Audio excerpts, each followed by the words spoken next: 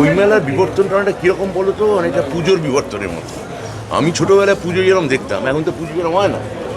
তার মধ্যে অনেক থিম ঢুকেছে, অনেক রকম কর্পোরেট মেজাজ ঢুকেছে, বহরে বেড়েছে, আয়তনে বেড়েছে, জমকও বেড়েছে এবং জাঁকও বেড়েছে।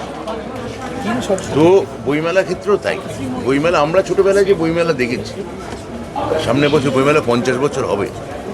তা আমি বলছিলাম যে আমি বইমেলা মাঠে আমি প্রথম থিয়েটার ওয়ার্কশপে থিয়েটার দেখি, মহাকালীর বাচ্চা।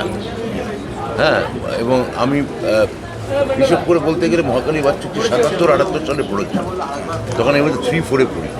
ওই সময় থেকে আমি বইমেলা রেগুলার এসেছি।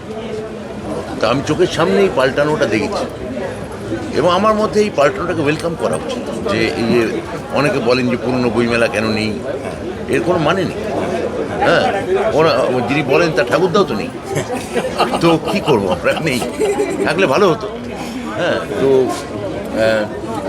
ভালো, মানে আমার মনে হয় বইমেলা সব থেকে যেটা ভালো লাগে এসে যে এখনও যে বইয়ের ওপর মানুষ আস্থা রাখছে, বই টাচ করছে, বই উল্টোচ্ছে, বই কিনছে, বা না কিনতেছে বইটা আবার ওখানে রেখে দিচ্ছে, এটার মধ্যে এক ধরনের ডায়াবলিক এক্সচেঞ্জেস চলে। হ্যাঁ, এইটা বইয়ের সঙ্গে হওয়া দরকার, গ্রহণ এবং প্রত্যাখ্যান দুটোই থাকা উচিত। যারা বই কিনছে তারাই সবাই বই পড়ে তা নয়,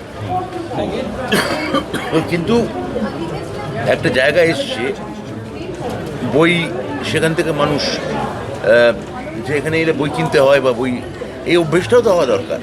এবং সে হয়তো তার বাড়ির 5টা লোককে গিয়ে বলবে যারা কোনোদিন বইমেলা যাননি, সেখান থেকে 2টো মানুষও যদি বইমেলা আসে এবং তার থেকে যদি একটা লোকও আবার নতুন করে বইয়ের মানে পাঠক এবং খদ্দের হয়ে ওঠেন, সেটা খুবই ভালো।